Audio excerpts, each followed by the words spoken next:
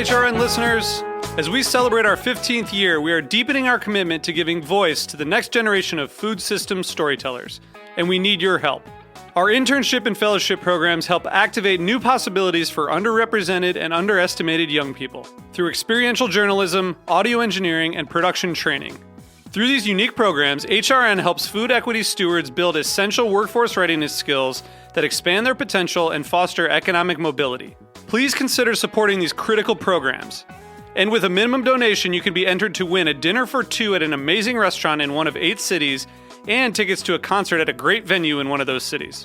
We have incredible partners across the country who have donated, as they also share our passion for helping to educate the next generation of food systems storytellers.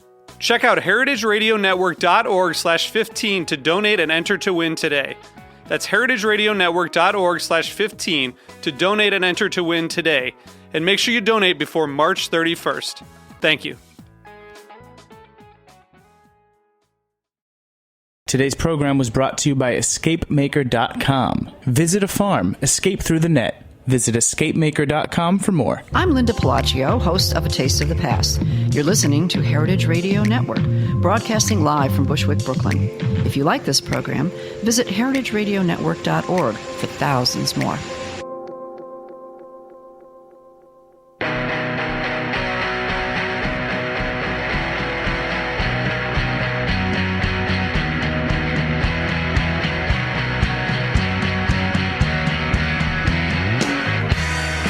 Hi, and welcome to Eating Matters, a weekly conversation about food policy and how it impacts all of us.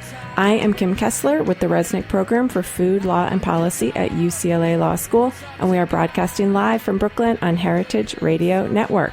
Today is a special joint broadcast with our partner show, The Farm Report, and joining me as co-host here in the studio is Erin Fairbanks, host of The Farm Report and the executive director of Heritage Radio Network. Hi, Erin. I would answer to Erin Foodbanks. I was going to say. I feel like you were going there. I would answer to that. We're really glad that we can partner on this. It's perfect for our subject today because we're going to be talking specifically about agriculture and the new faces of American agriculture. And we have an expert guest, the United States Department of Agriculture Deputy Secretary Krysta Harden. Our conversation will focus on the work of USDA to support new farmers, women, and veterans in agriculture.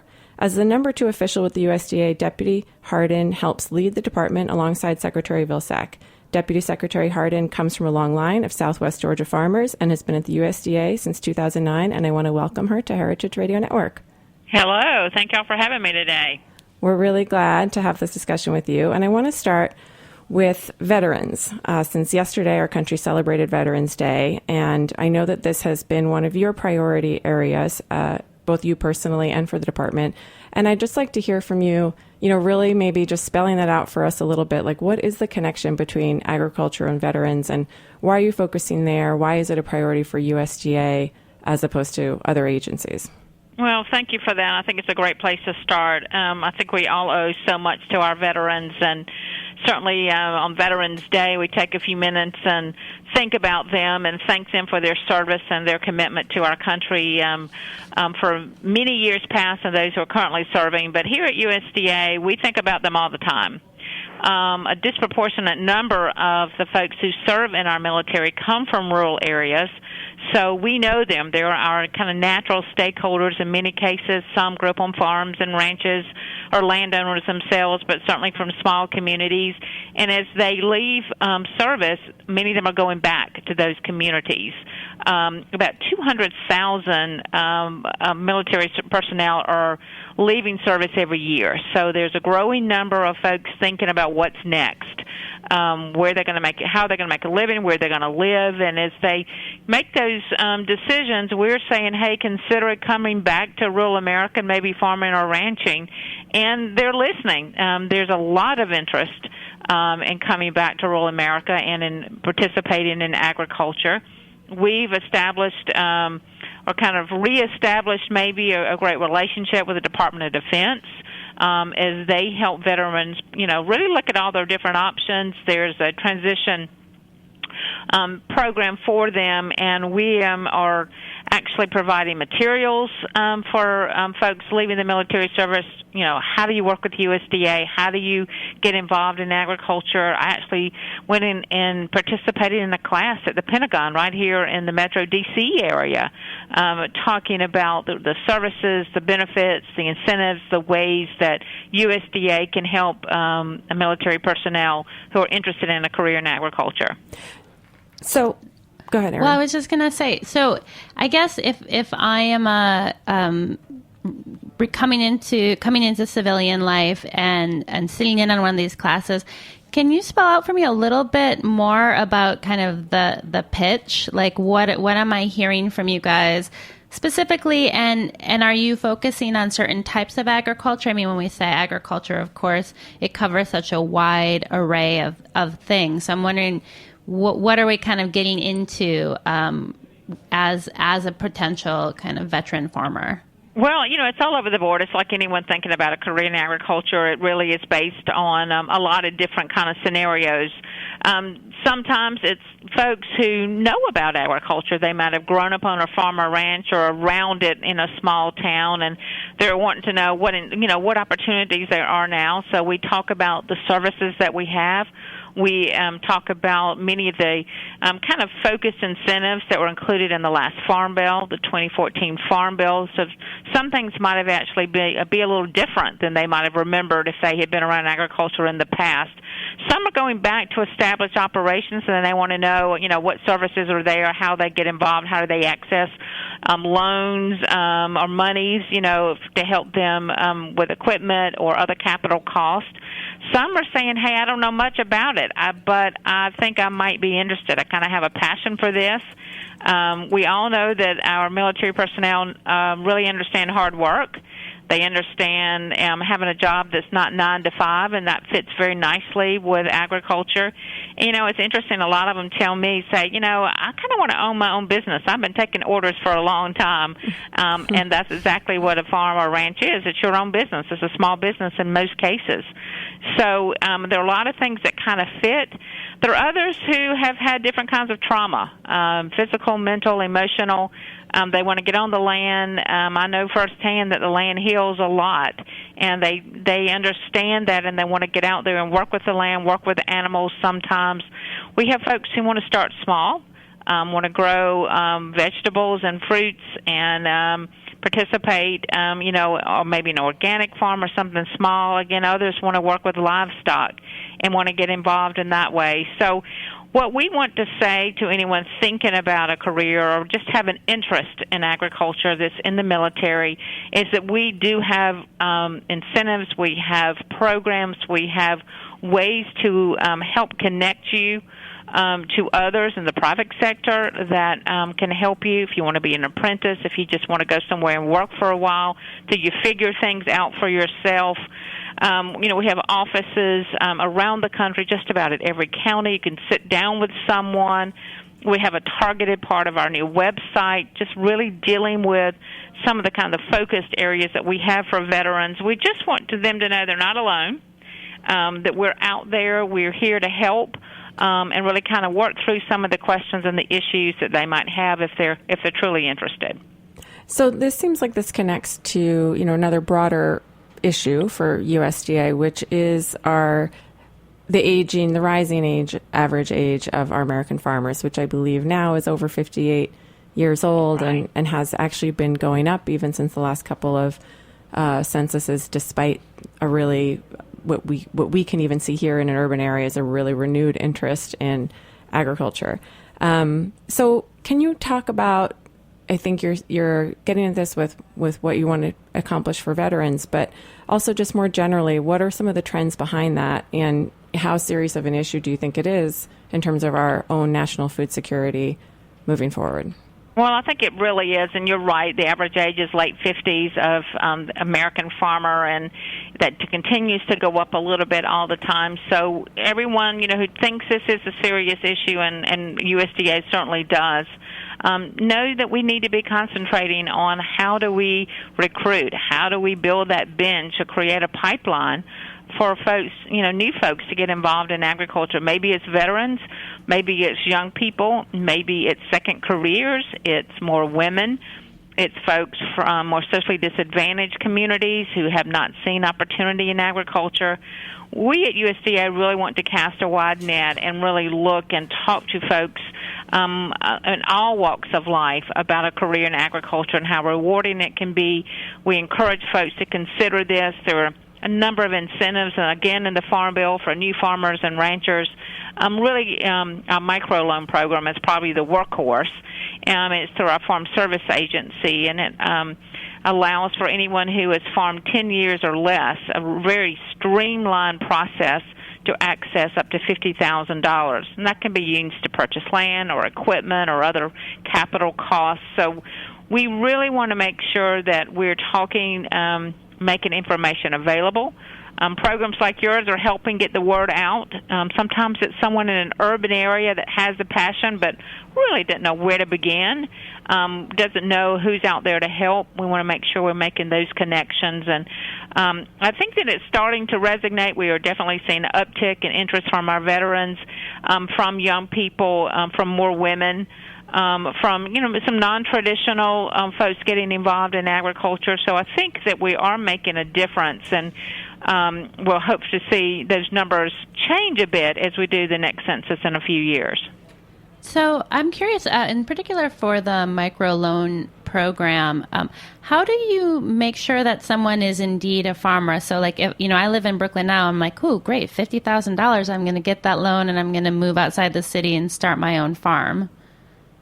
Well, there's certainly, one of the key things I always say to everyone that farming is a business, and that's probably the one thing that has to be thought about first if you're serious about agriculture. Certainly there are hobby farmers, but we're talking about somebody who really wants to try to make a living, who wants to, maybe it's a second income, but is very serious about what they're doing, and they know they need a market, they need all the different issues. So we really encourage anyone interested in getting into farming or ranching, for that matter, to think of this as a business. And you need a business plan. You need a marketing plan. There are tools online on our website. There are other groups around the country who will sit down and will talk about your credit concerns, about getting financing to operate a new farm.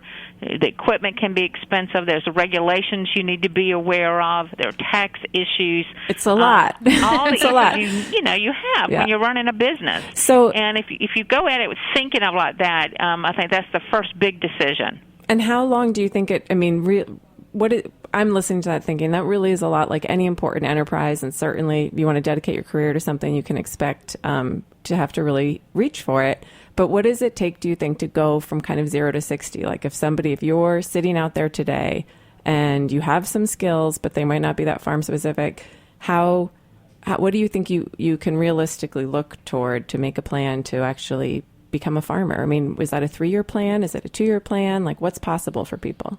Well, it really does vary. The first thing I would say is I would encourage folks to go to the USDA website. We just launched a new website. It's usda.gov/new farmers.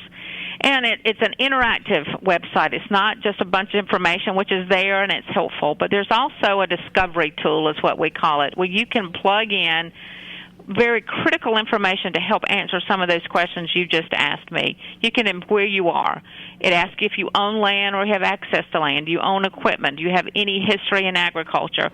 What kind of agriculture are you interested in? Is it livestock? Is it produce? Is it organic? So you start narrowing down all these kind of critical questions that anyone who's thinking about agriculture really needs to know and think about. Or you can say, I don't know. Plug all that in, and what will happen is a list will come up that will send you to great resources to take the next steps. It may be to USDA. It may be to say, hey, make an appointment with in your local office, have an official, and here are the things you need to bring when you come in, so you can get an early start on this. It may send you to another independent bank or farm credit system or extension. It may, it may say, hey, you need to go to a workshop and learn more because you really don't know much. One thing that, it's so interesting in agriculture is there is no exact way to get into agriculture. It doesn't have to be perfect. It may be that there's someone that you know who has a farm who doesn't have heirs who want to come back and farm, you can go as an apprentice and learn. Start from ground zero and learn from somebody hands-on. What about for folks, I guess there's this other kind of category of kind of quote-unquote new farmers who maybe aren't traditionally new in that they come from a farming family, they grew up on a farm, but they're not going to take over their family farm. You know, maybe there's multiple siblings and the farm is going to one farm or the other.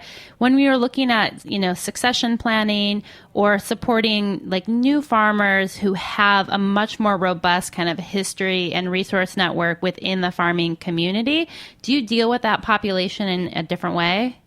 Well, I think they have a leg up a little bit because they know about agriculture and they kind of know what's required. They understand the business side, even if they can't go back into that family farm.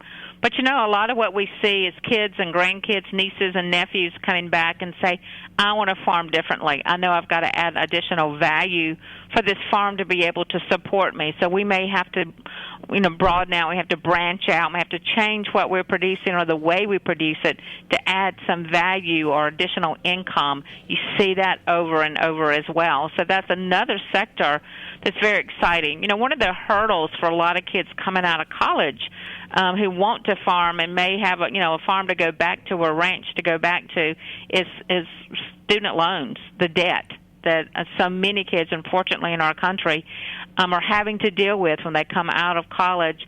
If they go to a corporation or a law firm or any kind of business, sometimes the fees are matched. They have, you know, regular income. They know what to expect. And in farming, it's not that regular. It's not that predictable. So many are deterred right now from getting involved in farming and ranching because they're coming out with school debt. That's something that we don't have good answers to right now, and I think it may be our tax programs we need to think about. How do we have some relief for kids who want to get into farming but have that kind of debt? I don't have all the answers to that, but that's some of the kind of questions that we're asking, looking for answers and looking for direction from young people who say, I love to farm, but I can't because of my college debt. So there's all sorts of different scenarios that we need to be thinking about as a society, as a culture. We talked in the beginning just a little bit about the 1% of our population that feeds the 99% of the rest of us. Most of us take it for granted. We're a food-independent country, and we can actually help feed many others with our productivity. We need to make sure that we are capturing that, keeping that, and encouraging the investment from our folks involved in agriculture. So a lot of different challenges, a lot more answers, I think, to come as more young people, different folks get involved in agriculture. And on that new population, or where some of the new energy is around food, I want to ask about, you know, a lot of what we've seen is consolidation and industrialization in agriculture over the last several decades, and whether or not you see a challenge in making farming more attractive for new farmers, where some might see that agribusiness seems to have the upper hand, or, you know, is there an opportunity there in terms of what a lot of food industry is shifting to, looking for, whether that's cage-free eggs or more sustainable products? Are there ways that USDA can support farmers in producing more of those kinds of things? Yeah, I think there's opportunity for all of the above. I think there's opportunity for anybody who has kind of a dream and a passion, recognizes a business and wants to do something. I think the public demand often is, you know, in any business in the U.S. kind of drives the trends of the time and pushes forward and actually will pay a premium in many cases for different types of production. I think sometimes, you know, folks are wise to maybe start small. Don't get, you know, too big and over your head too early. Make sure you can manage your debt. Make sure you can manage your production. You can learn and then grow and steadily grow to support yourself and your family. I see that often with very wisely people starting small but recognizing, hey, I need more than just this. But I think there's a lot of interest from the public with farmers markets, more regionally and locally produced food. But, you know, I had a couple of farmers tell me actually in New York City at one of the markets there was, you know, we don't need more farmers markets. We need more people shopping at farmers markets. So I think that is something that we also need to think about as consumers, is where we get our food from, and making sure if you want it, you need to be supporting those farmers. A lot of us talk about it. It's not as convenient sometimes, so you don't do it. So I would encourage, you know, your listeners and the consuming public to really think about supporting these outlets instead of just having more farmers market. They're convenient, but making sure that we're also attracting our neighbors and our friends to purchase and create these markets for folks just getting involved in agriculture. Yes. I think there's just so much potential opportunity, I should say, for farmers right now. And I think that is a project that Heritage Radio Network is very much a part of. And we're going to just take a short break now and come back and talk more about your own career and background and women in agriculture specifically.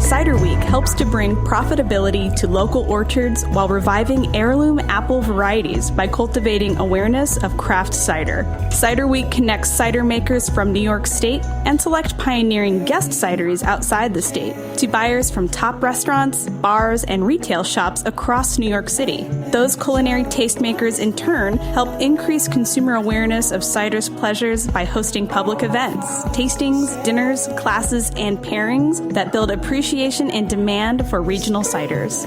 Hello, I'm Alice Marcus Krieg. And I'm Carmen DeVito. And we're the ladies of We Dig Plants.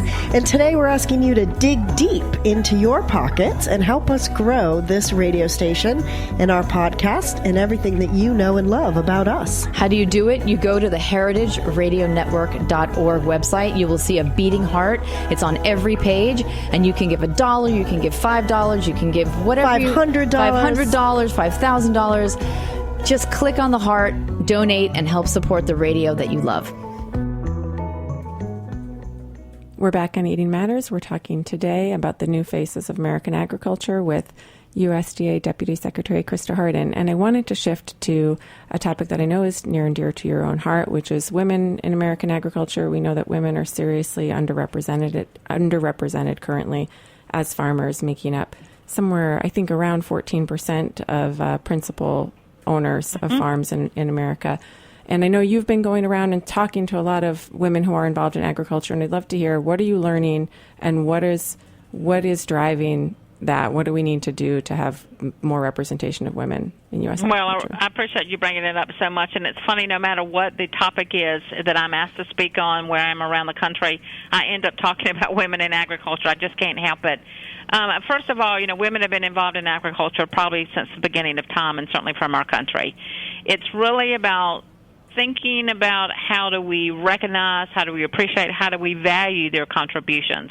You're right about the number of principal owners, but that does not mean that there are not more and more and more many women involved, and often as equal partners, but the way we've asked the questions, frankly, for decades has been, one primary, one principal, and then secondary. And, a lot of folks involved in agriculture are very traditional relationships. So the man is going to be listed as the principal.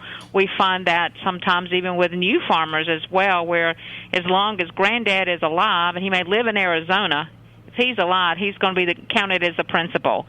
So we're thinking about how we ask the questions at USDA when we do the census and when we do questionnaires, making sure that we're really asking about who is doing the work and what level of work they're doing.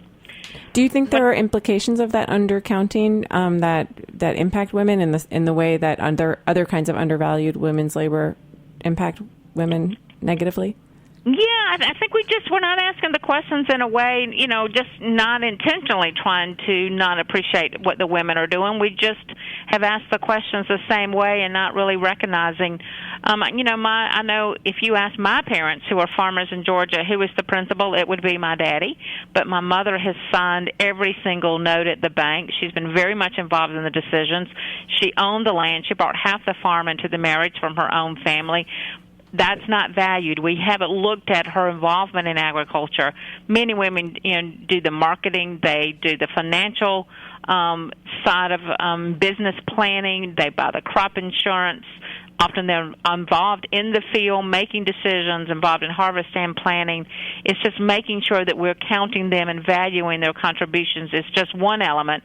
The other thing is getting young women involved in agriculture, coming out of college, thinking about careers, really from field to fork.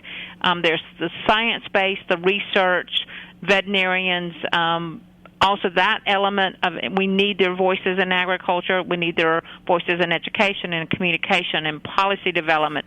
We need them to serve on boards and commissions and county committees. We need their voice. We need them in the field, on the ranches.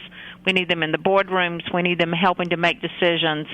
I mean, I think I really talk to young women. I go to college campuses. I talk to women's groups. I talk to family groups, to commodity organizations, general farm organizations, to everyone saying we need the diverse voice in agriculture, and women is a great place to start. Yeah, well, I think, too, we're so lucky to have you in the USDA. I think you cannot, that perspective of value that you bring to that organization, and kind of in that same tone of perspective. I mean, your hometown, I was doing a little bit of research, population 5,000, median income 23,000. The community was hit by 2 pretty serious tornadoes in the early 2000s. Yeah. In a lot of ways, really, 65% African American in southern Georgia.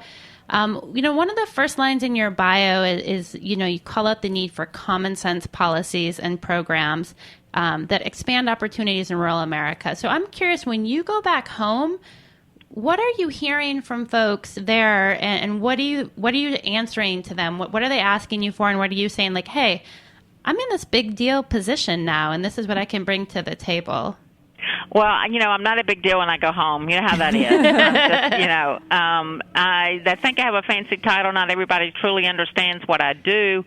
I know they're proud of me. But, my parents and grandparents and just generations have been in that community.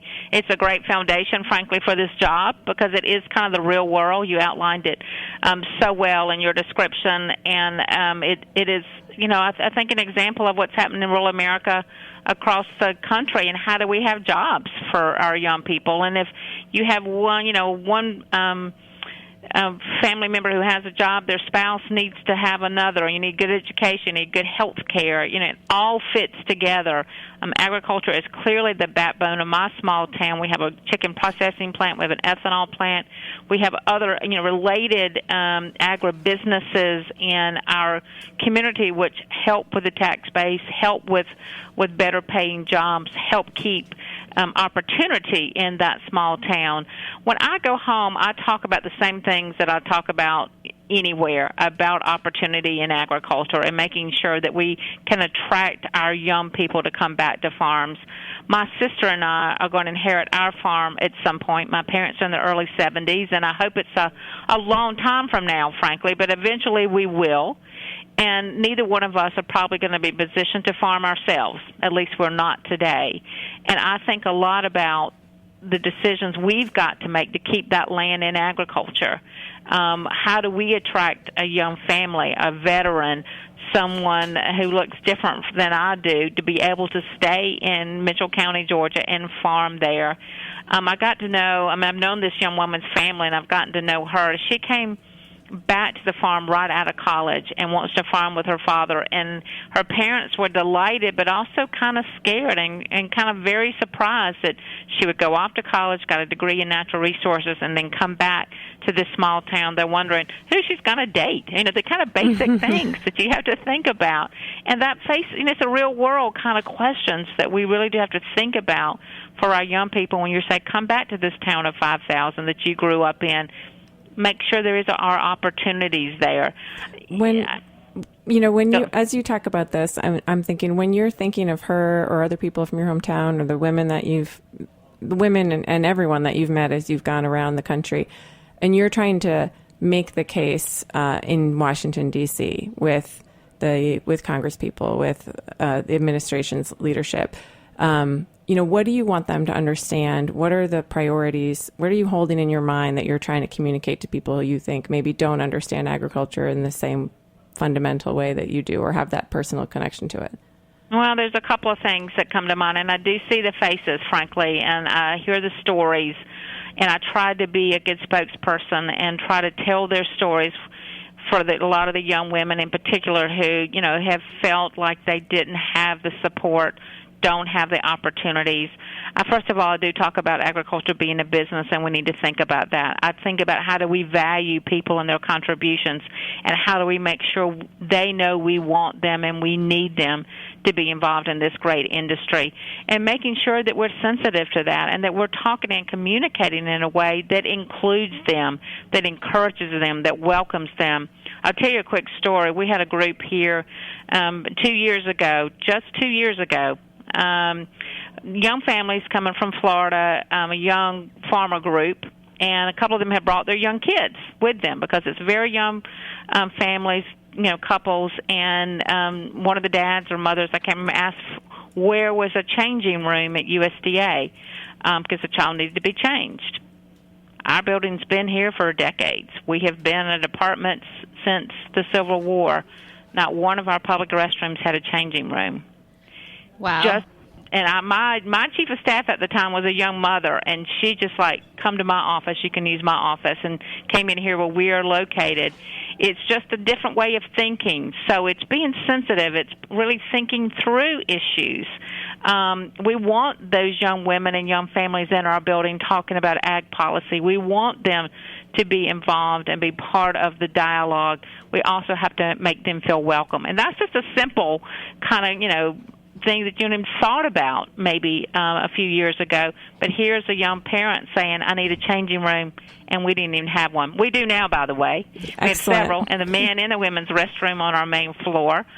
Just an indicator to me that we were a little bit out of touch. Right. And I'm thinking in our clientele. Yeah, I mean, it's a great story, and I'm thinking of all your county offices and all the other places that you were pointing people to.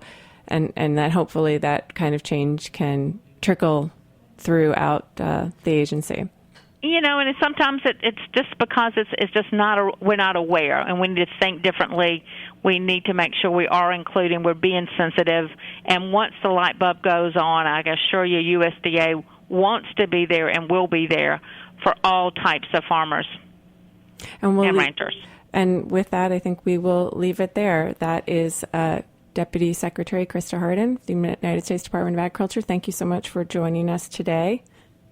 It's been a lot of fun. Thank you for your interest in what you're doing. We appreciate your time, and I want to thank Erin and the Farm Report for making this a joint broadcast. Thank you. It was such a treat, especially to be included in such a high-profile guest. Hang tight, folks. We're going to take one more break, and we come back. We'll be on the line with Jim Van Houten, Van Houten Farms, for our Escape Maker segment. We'll be right back.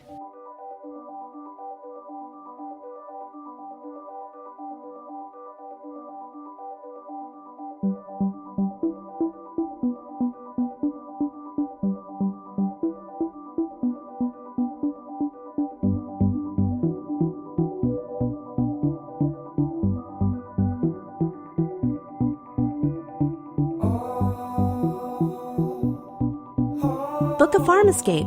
EscapeMaker.com, a guide to local getaways, is offering a 2-night farm escape that includes lodging, a visit to an apiary, wine tasting at a vineyard, and a special tour of Bobolink Dairy and Bakehouse in Milford, New Jersey. Transportation is included. For details, visit EscapeMaker.com or come by the Bobolink Dairy stand at the new open-air Fulton Stall Market on Front Street in the South Street Seaport District. Located where New York City's public food markets began in the 1800s, Fulton Stall Market is open weekends 10 to 5 and is the first farmers market in the city to offer ready-to-eat foods made by the farmers who produce them, along with a radio station, live music, and cooking workshops for families. Now offering organic vegetables, pizza made in a wood-burning oven using farm ingredients, local fruit preserves, yogurts, and ice cream, and Bobolink Dairy's famous artisanal cheese and breads. The market is a great reason to rediscover the authentic seaport. For more information, visit FultonStallMarket.com. All right, and we are back. And of course, you know what time it is. Time for the Escape Maker segment. Today we are joined on the line by Jim Van Houten of Van Houten Farms. Welcome to the show, Jim. Well, thank you, Erin. Good to be here.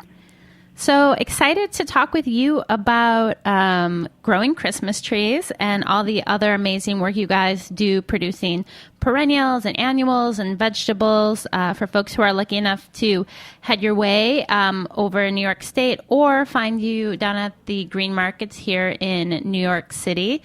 I know your family has been farming in the Northeast for many generations. Can you tell us a little bit about how you got into the planting of plants? Well, certainly, Erin.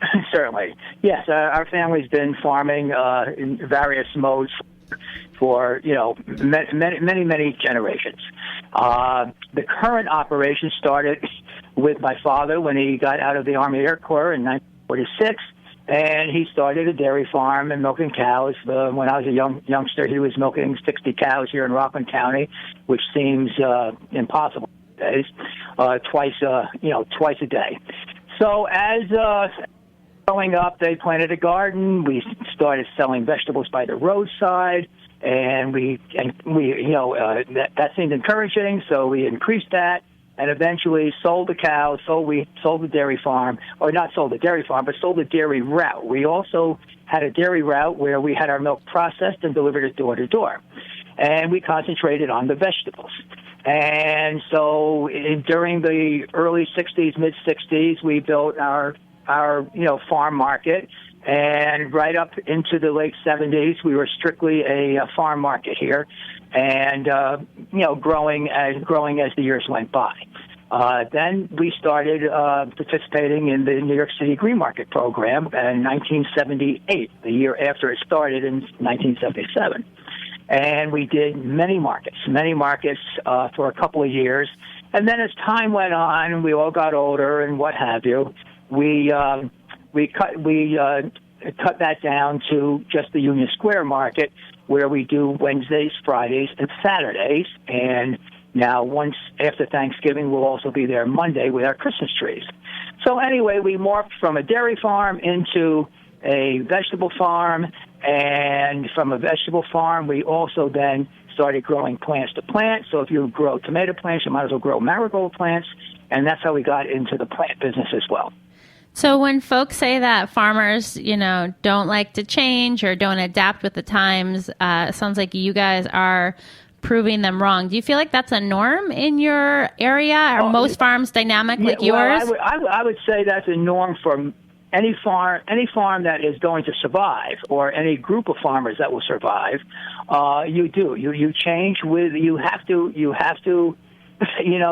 take the new technologies and use them, adapt them to your way of doing whatever, and if you don't, you can't be the Buggy Whip company can't be still making buggy whips.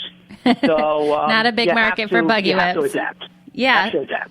Well, so one of the things we talk about a lot on this show is kind of, the providence of like where our food is coming from and kind of what works where.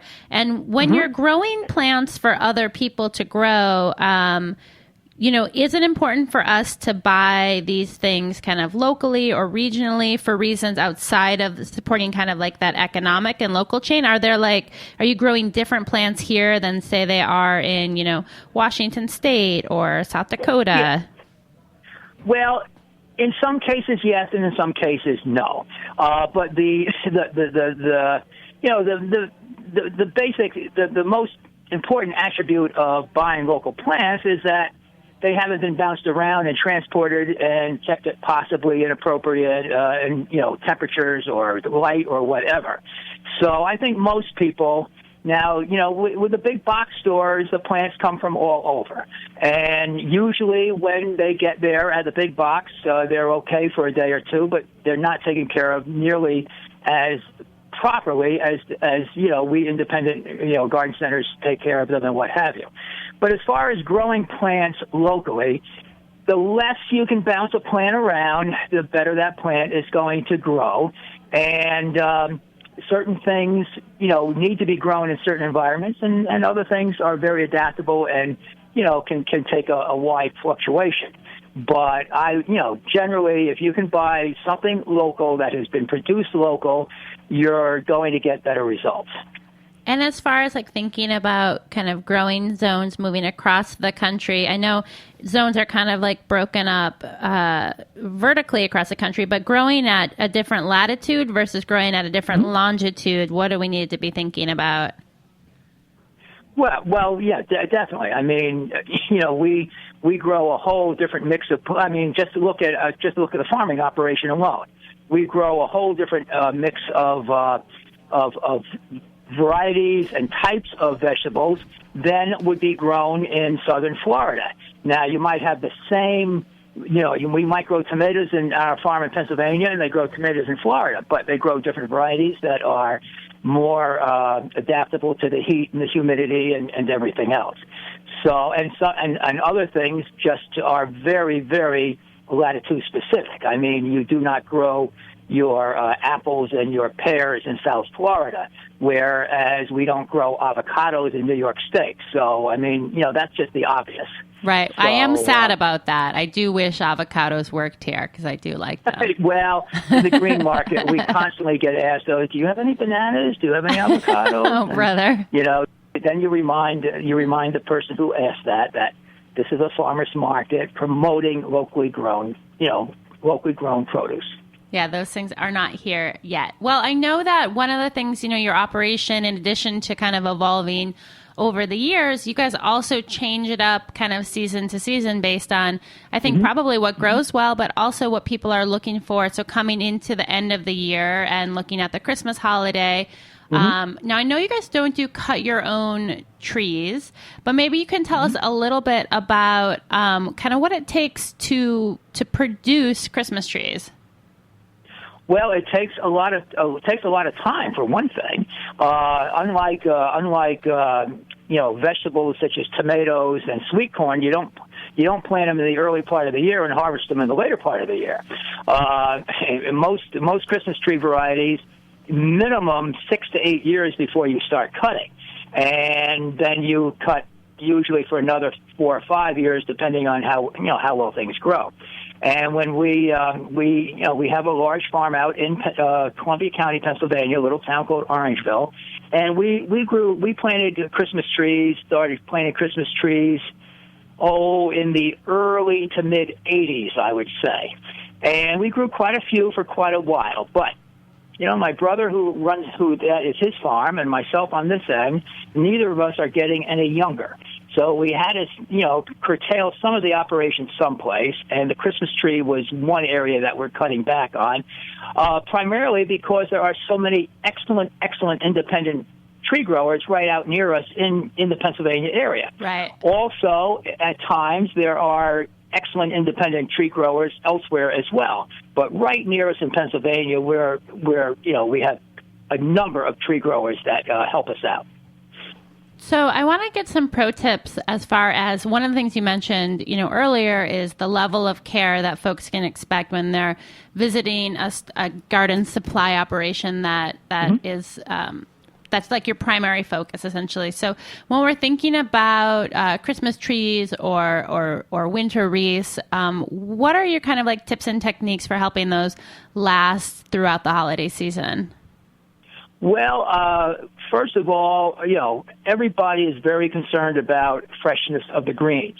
Now, most of the greens, if they are cut, be it the tree or be it the actual boughs of the tree out of which, wreaths are made or the garland or the whatever, if they are cut late enough in the season, the needles will be set on the tree. Very often, most varieties of trees have to go through a couple frosts in order to set the needles. And sometimes, like even this past year, the year we're in right now, we didn't have a frost until just a couple weeks ago. Sometimes we have frost at the end of September. But so it's important that the trees, number one, are not cut too early in the season, yet once it is appropriate time to cut trees, unlike what a lot of people think, a tree that is cut once the needles have set, and as long as it maintains reasonable temperatures and it's not someplace where it's cooking in the sun or inside a trailer someplace heating up, if it's outdoors the tree will stay green, and I jokingly tell people they can put a tree outdoors and decorate it with shamrocks on March 17th if they like. Because most trees, if they were cut appropriately in the beginning, will last for not only weeks but months. And so many, some people have the feeling that the tree's got to be cut, the week before, which really isn't the case as long as it wasn't cut too early in the season. So that's the question we should be asking. Right. So that's one thing people should ask for. And they also is just, they just look at what they're buying and use common sense. I've seen a lot of in the past, a lot of Christmas wreaths that the boughs were probably cut in late September or mid-September, and the needles are dropping already, particularly in some of your mass distributors and what have you. So now you're always going to have a little bit of needle shed, no matter how fresh the tree. Uh-huh. So if people see a couple needles drop off, that's expected. I have a couple of hairs drop out of my head every day, but I plan to be around for a long time. So, you just use common sense. Just a lot of common sense, and you'll be all right. Oh, man. Well, that is a relief. Well, Jim, thank you so much. I know if folks want to learn more about your business or come up for a visit, they can find you at www.vanhoutenfarmsny.com. Yes, you can, and be sure. And if I have no problem with you giving my email address out, because our website doesn't have a whole inclusive, what to do and when to do it. But I have no problem communicating with people at all. So if you want to, give my email address out, I have no problem with that. Yeah, you can give it out. Go ahead. Hello? You can go ahead. Hello? Yeah, what the email is, just Jim at... Yes, JIMATVHF, as in Victor Harry Frank, at AOL.com. Awesome. Jim, thank you so much. It's been a real pleasure. Well, you're very welcome. Anytime. Awesome. Take care. And thank you, as always, of course, to Escape Maker, who generously underwrite the Farm Report every week. You can find them at escapemaker.com. Great ideas for day trips in the New York metro area, and really wonderful information on a bevy of farms all over the place. They're also often at green markets where they're always giving away free apples, which I know as a market shopper around lunchtime I am often very thankful for. So thanks, guys. We are, of course, in the midst of our end-of-year funding drive. If you believe in our programming, we need you to show it with a couple of bucks. For just $5 a month, you can become a sustaining member. That's skipping maybe one cup of coffee over the course of the month, which is, I think, something we could probably all find a little bit of space for, and we would really appreciate here at the network. Definitely let them know that the Farm Report sent you. Thank you so much for listening. Stay tuned in.